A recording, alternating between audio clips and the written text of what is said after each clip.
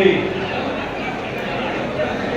బీసీల ముఖ్యమిత రాజ్యసభ సభ్యులు ఆర్ కృష్ణయ్య గారికి, అదేవిధంగా గౌరవ ముఖ్య అతిథి ఎమ్మెల్యే అభ్యర్థి మహబూబ్ గారికి, ఎంపీ అభ్యర్థి బోయ సత్తమ్మ గారికి, మరియు పట్టణ వెంకటరమణ గారికి, పట్టణ హరి గారికి, ఎక్స్ఎమ్మెల్యే చంద్రశేఖర్ గారికి, శ్రీనాథ్ గారికి, మరియు ఇక్కడికి వచ్చినటువంటి వైఎస్ఆర్సీపీ కుటుంబ సభ్యులతో పాటు ఆ బీసీ కుటుంబ సభ్యులందరికీ నమస్కారం తెలియజేస్తున్నాను. ఈరోజు వైఎస్ జగన్మోహన్ రెడ్డి గారు ముఖ్యమంత్రి అయిన తర్వాత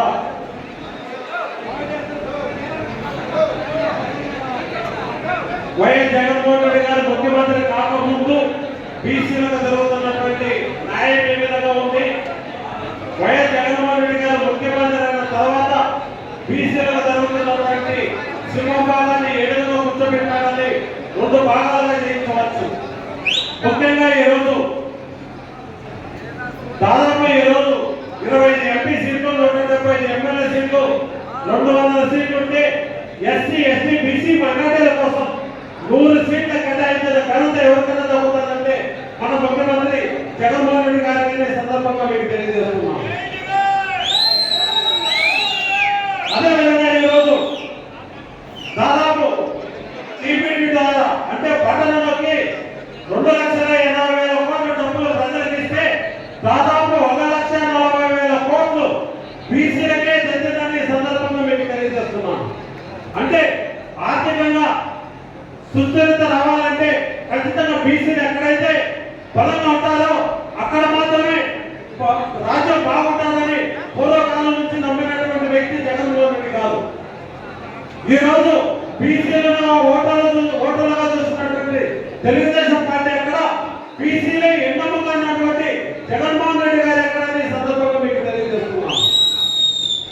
ఎందుకంటే ఈరోజు ప్రాక్టికల్ గా బీసీలకు ఎంత న్యాయం చేయాలి, బీసీలతోనే ఈ యొక్క మనుగడ సాగుతుంది, రాజకీయ పార్టీలన్నీ కూడా బీసీల మీద ఆధారపడి ఉన్నటువంటి ఏకైక లక్ష్యంతో ఈరోజు మన ముఖ్యమంత్రి వర్యులు జగన్మోహన్ రెడ్డి గారు మన బీసీల ముందు పెట్టినటువంటి ఆర్ కృష్ణయ్య గారికి రాజ్యసభ ఒప్పుకోవడమే తాత్కాలం అనే సందర్భంగా మేము తెలియజేస్తున్నాం.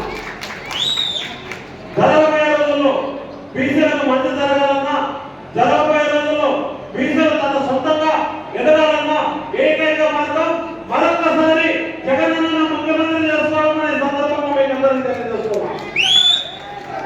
జగనన్న ముఖ్యమంత్రి చేసుకోవాలంటే మక్కువలన్న గత నియోజకవర్గంలో ఎమ్మెల్యే అభ్యర్థిగా మనకి ఇప్పుడు నిలబడినటువంటి ఎమ్మెల్యే అభ్యర్థిని అత్యధిక మెజార్టీతో గెలిపించుకోవాల్సిన బాధ్యత మనందరం ఉందనే సందర్భంగా తెలియజేస్తున్నాం. అదేవిధంగా మన ఎంపీ అభ్యర్థి బీసీ ముద్దుబిడ్డ శాంతపక్క గారిని కూడా ఎంపీగా అత్యధిక మెజార్టీతో గెలిపించుకోవాలని సందర్భంగా తెలియజేస్తూ నాకు ఈ అవకాశం ఇచ్చినటువంటి వైఎస్ఆర్ కాంగ్రెస్ పార్టీ బీసీ సోదరులందరికీ నమస్కారాలు, ధన్యవాదాలు తెలియజేస్తున్నాం.